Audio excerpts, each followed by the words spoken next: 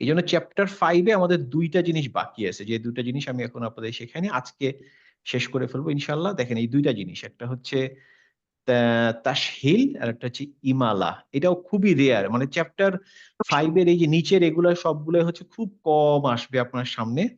এই চ্যাপ্টার 5 এর আগ পর্যন্ত আপনারা ম্যাক্সিমাম জিনিস খুব রেগুলার ইউজ হবে। চ্যাপ্টার 5 এর এই উপরের পার্টটা মাঝ যেটা, এটা আপনার বেশ ইউজ হবে।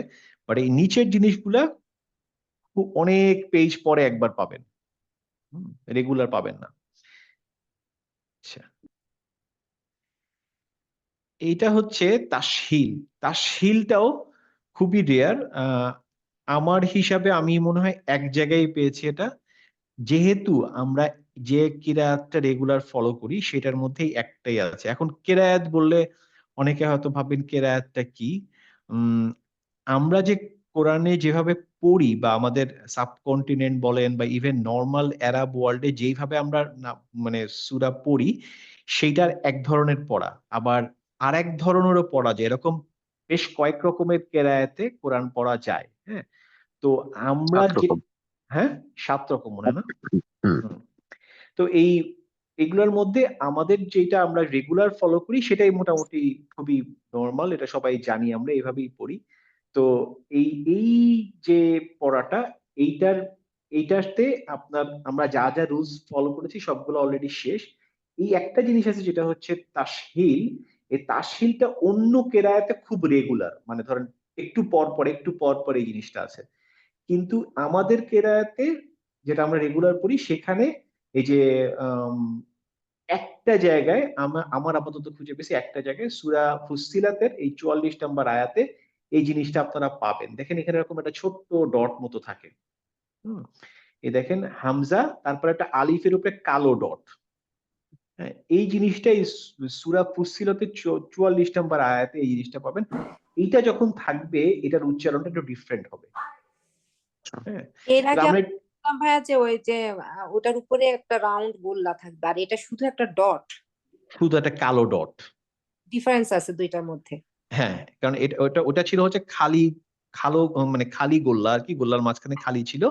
আর এখানে দেখবেন একটা কালো ডট, মোটা ডট, মোটা। হ্যাঁ, যেটা ভরাট। তো ভরাটা। হ্যাঁ, এই যে ভরাট জিনিসটা, এইটাকে মানে ইন্ডিকেট করছে এটা হচ্ছে তাসহিল। এই তাসহিলের সময় উচ্চারণটা একটু ডিফারেন্ট হবে। যেমন ধরেন এই ডটটা যদি না থাকতো তাহলে আমরা পড়তাম হচ্ছে হামজা ফাথা আ, আর আলিফের জন্য বলতাম আ। হুম, বলতাম না? হুম। কিন্তু এই কালো ডটের মানে আছে ডিফারেন্ট। সেটা হচ্ছে ভাইয়া প্লিজ আর একটুখানি রিপিট করবেন, আমি মিস করছি। যদি এখানে এই কালো ডটটা না থাকতো তাহলে আমরা কিভাবে পড়তাম? হামজা ফাথা আ, তাই না? হ্যাঁ। কিন্তু এই কালো ডটের কারণে আমরা শুধু আ পড়বো না, এখানে আরেকটু অন্যরকম উচ্চারণ হবে।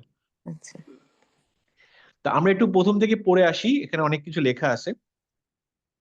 Tashil is used only in some special cases, mostly found in Hafs and Asim. এই যে হাফস যেটা বললাম এটাই হচ্ছে কিরায়া, আমরা যেটা এখন ফলো করি সেই কিরায়াটা।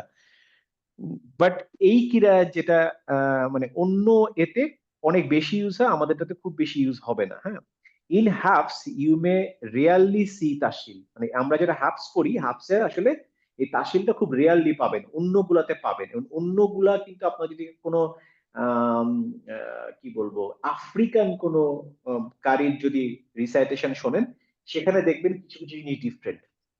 যেমন আমি আপনাকে একটা শোনাতে পারি, আমি একবার মনে হয় শেয়ার করেছিলাম ক্লাসে বা কোথাও।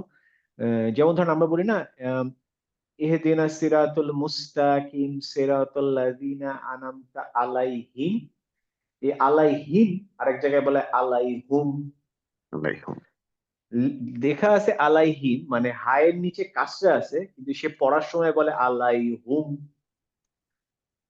গয়রিল মাগদুবি আলাইহুম, সব হুম বলে। হ্যাঁ, এই যে হিমের জায়গায় হুম বলে, এটা আরেকটা কেরায়াতে ডিফারেন্ট ভাবে পড়ে। সো কোনোটাই ভুল না, সবই ঠিক। হ্যাঁ, তো ওই ওই কেরায়াতে এই তাসহিল অনেক বেশি আছে, কিন্তু আমাদের কেরায়াত যেটা আমরা রেগুলার পড়ি সেটাতে এটা একটা জায়গায় পাওয়া গেছে, আরো হয়তো এক জায়গায় থাকতে পারে। আমি মোটামুটি এক জায়গায় এক্সাম্পলটা পেয়েছি, আরো কোনো জায়গায় পেলে পরে জানাবো। তো যেটা হবে সেটা হচ্ছে সিচুয়েশনটা এরকম যে এই প্রথমে হামজার উপরে ফাথা ঠিক আছে, এই যে আলিফের মতো দাগটা এটাকেও বলা হচ্ছে হামজার উপরে ফাথা। হ্যাঁ, যেহেতু এখানে হামজার উপরে ফাথা, কিন্তু এটাকে হামজার উপরে ফাথা না লিখে এরকম আলিফের উপরে ডট দেওয়া। হুম, এরকম যখন সিচুয়েশন হবে তখন আসলে কি দাঁড়াচ্ছে, দুইটা হামজার উপরে ফাথা হয়ে যাচ্ছে। হ্যাঁ, এবং তারপরে একটা হামজা সরি আইন যার উপরে একটা সুকুন আছে। তো এইখানে কি বলতে চাচ্ছে দেখেন, দেয়ার আর টু হামজা, যখন দুইটা হামজা পাশাপাশি থাকে, এই দুটা আ না টেনে একটা আয়ের ভিতরে একটা শকুনের মতো হবে, মানে একটা হামজা একটা শকুনের মতো হবে। এটা হবে হচ্ছে আ, যে মানে এখানে একটা এই আরেকটা হামজাটা শকুনের মতো ইউজ হবে, কিন্তু একটু থেমে মতো যাবে। দেখি আমি এটা প্লে করে দেখি শোনানো যায় নাকি। দেখেন এটা, আপনারা কি দেখেন, তারপরে আমি দেখাচ্ছি। أعجمي وعربي হুম, আবার দেখেন এইটা জামি উ। হ্যাঁ, দেখেন জামি উ, দেখেন أعجمي আ হ্যাঁ, আ, প্রথম আটা ক্লিয়ার, তারপরের আটা একটু ভেঙে নিচে নেমে যাচ্ছে। আবার শোনেন, وعربي أعجمي আ আ মানে আ মানে পরেরটা একটু নিচে নেমে যাচ্ছে। হ্যাঁ, এই জিনিসটা আপনার আমাদের এতে এই এক জায়গায় পাওয়া যায়, আর ম্যাক্সিমাম জায়গায় দেখবেন যে নাই এই জিনিসটা। এটা শুধুমাত্র আমাদের এই এতে একবারই আছে, বাট অন্য কিরাতে বহুবার আছে। হ্যাঁ, এখানে কি বলছে, দিস হ্যাজ টু হামজা ইন তাশহিল instead of pronouncing it sharply, মানে খুব শার্পলি জামিউন এভাবে না বলে, উইথ টু স্ট্রং হামজা, দুইটা হামজাকে জোরে না বলে, ইউ ইজ দ্য সেকেন্ড হামজা টু সাউন্ড বিটুইন অ্যান্ড মানে জোরের না বলে মাঝামাঝি একটা আ এরকম সেকেন্ড হামজাটা, মানে সেকেন্ড হামজাটাই হচ্ছে কালো ডট। কিন্তু সেকেন্ড সেকেন্ডটা কাসরার মতো উচ্চারণ হচ্ছে মনে হয় না? আ মানে একটা প্রথমটা তারপর একটা ছোট হ্যাঁ, আ আ এরকম। আবার শোনেন, আমি শুনি। وعربي أعجمي আ আ মানে হুম, প্রথমটা তারপর একটা আ, আচ্ছা আচ্ছা। প্রথমটা ক্লিয়ার তারপর একটা হুম, ছোট করে ফেলছে। হুম, তখন এই দেখেন এখানে ঢেউ দিয়ে লেখা আমি। হ্যাঁ, মানে পরেরটা যেহেতু আইনের উপরে সুকুন, তো ভাইয়া এমনিতে গলাটা ভাঙবে। দ্বিতীয়টা বলে কি আম, আলিফের উপর হামজার সাথে আইন কেউ বলতেছে নাকি? হ্যাঁ, হামজা তো যাচ্ছে সুকুনের জন্য, কিন্তু হুম, যাওয়ার আগে আগের আর মানে ঠিক যে হামজাটা মানে এটা একটু ছোট হয়ে যাচ্ছে। দেখেন প্রথমটা আ আ আ আ এরকম, মানে হ্যাঁ, আমি যদি এই দুটোই যদি একই সাউন্ড উচ্চারণ করতাম তাহলে এভাবে বলতাম আ আ হ্যাঁ, তা না করে আ একটু কঠিন, বাট ব্যাপারটা হচ্ছে যে সেকেন্ড আটা হুম। একটু ছোট হবে হামজাটা, তারপরে আয়নে যাবে। কিন্তু সমস্যা হচ্ছে ভাই পরেরটাও তো আইন, মানে আর ওই আয়ের উচ্চারণ এত কাছাকাছি। হ্যাঁ, ওই জন্য আইনের হ্যাঁ উচ্চারণটা আমরা ওই যে আচ্ছা ভাইয়া, আর এখানটায় কি হবে? এই যে লাল দাগে যে গোল্লা দিল, এই জায়গাটুকু তো পরে শেষ করলেন না, এটার উচ্চারণ কিভাবে যাবে? এই দুটো একই জিনিস, এইটা এখানে কালো দেওয়া গোল, ও এটা আর ওইটা একই সেম? একই জিনিস, মানে হচ্ছে যে এইটা এভাবে এভাবে এক্সাক্ট। প্রোনাউন্স করা থাকে, এটা আসলে লেখা হচ্ছে দুটাই হামজা, ও পাশাপাশি দুইটা মানে হামজা থাকার কারণে। আলিফের উপরে ঠিক এরকম একটা কালো ইয়ে থাকা, মানে এরকম দুটো আলিফের উপরে হামজা আছে। হ্যাঁ, মানে প্রথম হামজা তো ঠিকই আছে, দেখেন প্রথম হামজা ঠিকই আছে। হ্যাঁ, পরের হামজাটাকে এইভাবে লেখা। কিন্তু ভাই ওই যে পরের যে সুকুনটা আইনের উপরে, ওইটা হুম, যদি আইন না হয়ে অন্য একটা লেটার হতো, তখন না কেমন এটা, না এটা হবে না, এই হবে জন্যই না? এটা হবে না, এই জন্যই এটা এরকম। আচ্ছা, কারণ ওই দুইটা পাশাপাশি হওয়াতে মানে কোনটা কি উচ্চারণ আমি করতে পারছি না আর কি। আচ্ছা, ধরেন আপনার দুটোতেই হামজা ফাতা আছে, পড়েন তো দেখি এটা কিভাবে পড়বেন, এটা পড়েন।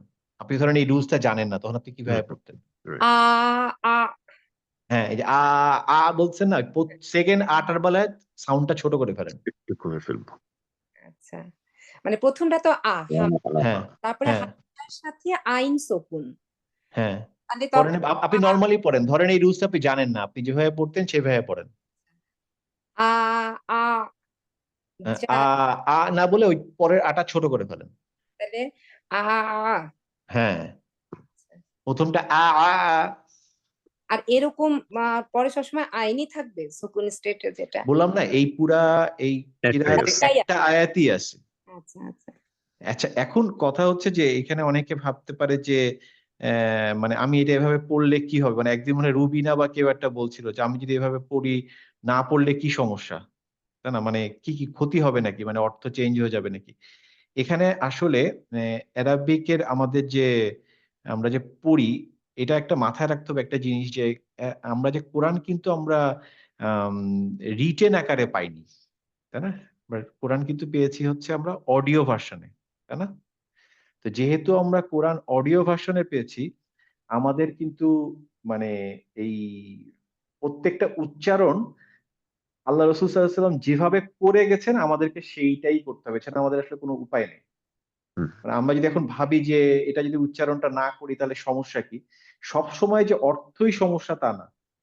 কিছু কিছু আছে আল্লাহ রসুল সাল্লাল্লাহু আলাইহি ওয়াসাল্লাম এভাবেই করতে বলেছেন, কারণ ওনার কাছে ওহী এভাবেই আসছে, জিবরাইল আলাইহিস সালাম এভাবেই উচ্চারণ করে দিয়ে গেছেন, তো উনি সেটাই সবাইকে শিখিয়েছেন। সো আমরা ওইখানে ওটাকে চেঞ্জ করতে পারবো না। হ্যাঁ, এই জন্যই তো এত কষ্ট করে তাজবিদ শেখা, আমরা যে এত চেষ্টা করছি যাতে একদম অ্যাকুরেট হয়, ভুলভাল না হয়, তার কারণটা কি, তার কারণ হচ্ছে ওইটাই যে আমরা হুবহু সেটা পড়ার চেষ্টা করছি যেভাবে আল্লাহ রাসূল সাল্লাল্লাহু আলাইহি ওয়াসাল্লাম পড়তে বলেছেন। কারণ যেহেতু আমরা জিনিসটা তো রিটেন আকারে পাইনি, আমরা কোরআন পেয়েছি হচ্ছে অডিও আকারে। আল্লাহ রাসূল সাল্লাল্লাহু আলাইহি ওয়াসাল্লামের কানে এসে জিবরাইল আলাইহিস সালাম বলছেন আর উনি মুখ দিয়ে বলে গেছেন। যেহেতু উনি মুখ দিয়ে বলে গেছেন, ঠিক যেই জায়গায় যেই উচ্চারণ করেছেন সেইটাকে এই আজকের যুগে এরা সবাই বিভিন্ন রকমের সাইন টাইন দিয়ে উচ্চারণ করার চেষ্টা করছে, যে এখানে এই সাইন, এখানে এই সাইনের মানে হচ্ছে এখানে এরকম করে ভেঙে উচ্চারণ করতে হবে। সো আমরা চেষ্টা করব যেইভাবে বলা হচ্ছে সেভাবে করতে, বাট না করতে পারলে তো অন্য হিসাব, ভুল তো হতেই পারে। কিন্তু আমরা যেহেতু জানি আমরা চেষ্টা করব, যেমন ফুসসিলাতের এই 44 নম্বর আয়াতে আসলে আমরা এই এবং এই কালো ডট দেখলেই মনে পড়ে যাবে যে আচ্ছা এটা তো ডিফারেন্ট ভাবে উচ্চারণ করতে হবে। ঠিক আছে, বের করি, সেটা হচ্ছে 382 পেজ নাম্বার, আজকে আমি যেটা পেলাম। কই গেল, হ্যাঁ 382 382। তা আমি যখনই যেটা পাই এটা আবার এই দেখেন এখানে একটা দেখতে পাচ্ছেন, আমি পেন্সিল দেই দেখতে পারবেন, এই দেখেন এটা একটা এক্সেপশনাল জিনিস। হামজা ফাথা আল্লাহর শব্দ আগে হামজাতুল ওয়াসিল কিন্তু থাকে, তাই না, কিন্তু এখানে দেখেন কিরকম, আপনি যে কোনো আল্লাহ শব্দের শুরুতে দেখেন, ধরুন এই যে এইটা দেখেন, আহ দেখেন এখানে কি আছে, মা আল্লাহি, তাই না, হুম, তাহলে এই আল্লাহ শব্দের শুরুতে এটা কি হামজাতুল ওয়াসিল, তাই না, হুম, কিন্তু এখানে দেখেন এইখানে আল্লাহ শব্দের আগে কি আলিফ, উপরে মাদ, হুম। তার মানে এইখানে যেভাবে আল্লাহ পড়া হচ্ছে এখানে সেভাবে আল্লাহ পড়া হবে না। কিভাবে করছে ওটা? আচ্ছা ঠিক আছে, আমরা তাহলে একটু দেখি, এখানে টান হবে আল্লাহু, হ্যাঁ এখানে পড়ি قولي قولي قل الحمد لله وسلام على عباده الذين اصطفى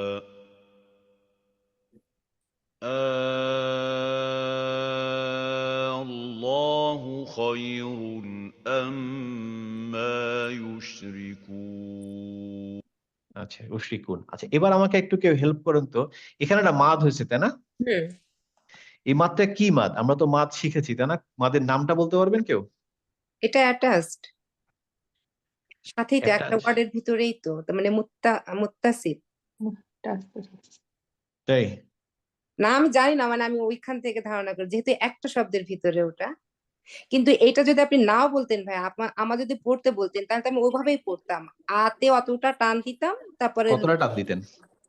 4 থেকে 5। 4 কাউন্ট।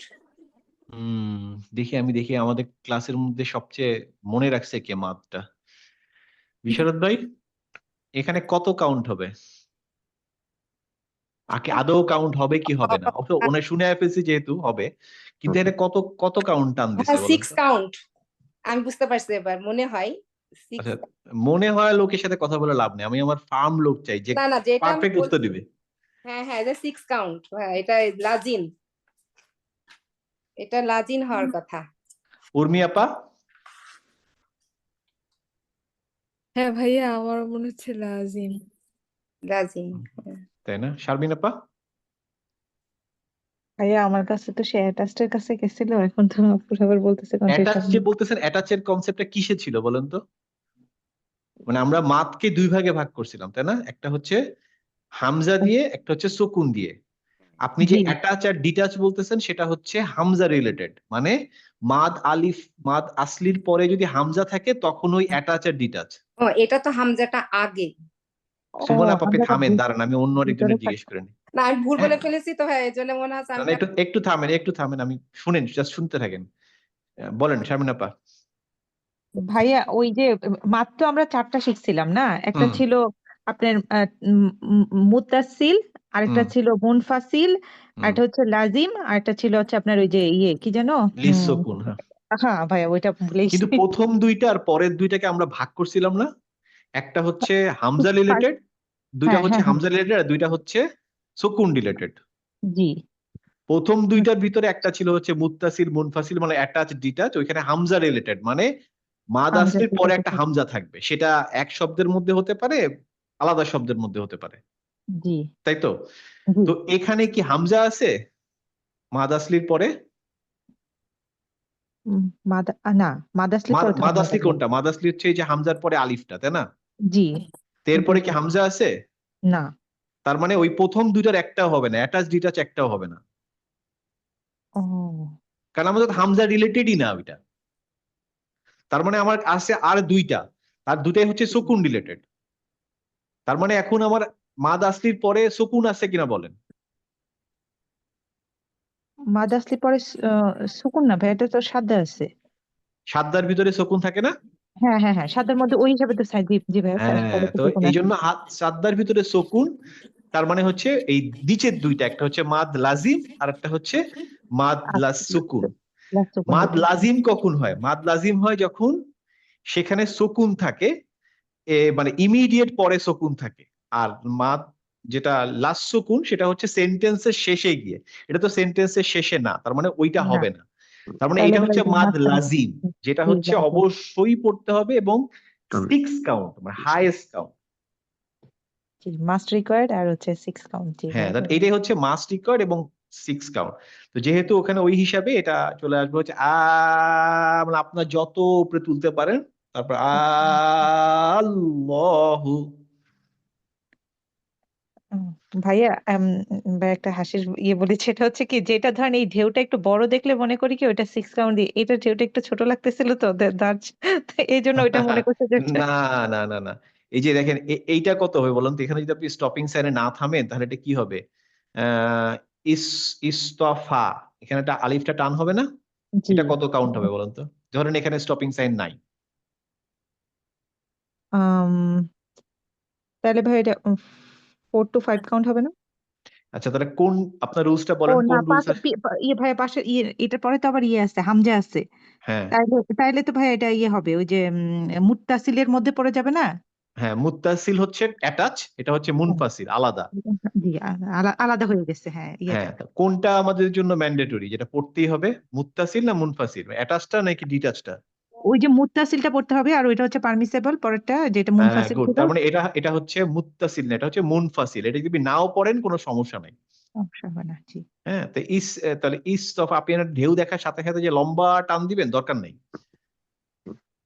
কারণ আপনি যেহেতু এটা 2 কাউন্ট দিলেও যথেষ্ট। আপনি 4 দিলে কেউ কিছু বলবে না, বাট আপনি যদি না দেন কোনো সমস্যা নেই। হ্যাঁ, তো এই জিনিসগুলো আমরা যখন ইন্টেন্সিভে যাব, ডিটেইলে যাব। এখন যেমন আপনারা কনফিউজ, তখন কনফিউজ আর থাকবেন না ইনশাআল্লাহ, তখন ফার্ম হবে যে না আমরা জানি এটা এটাই ইনশাআল্লাহ। এটা হচ্ছে উদ্দেশ্য। কারণ রুলস শিখিয়ে দিয়ে ছেড়ে দিলে আপনি গাড়ি চালাতে পারবেন না, আপনাকে আরো একটু হাতে ধরে গাড়ি চালাতে হবে কিছুদিন। এল প্লেট, আপনার এখন এল প্লেট পাইছেন, বুঝছেন? এখন আপনাকে পি প্লেট পাওয়ার জন্য বেশ কিছুদিন গাড়ি চালাতে হবে। ইন্টেন্সিভটা হচ্ছে পি প্লেটের জার্নি।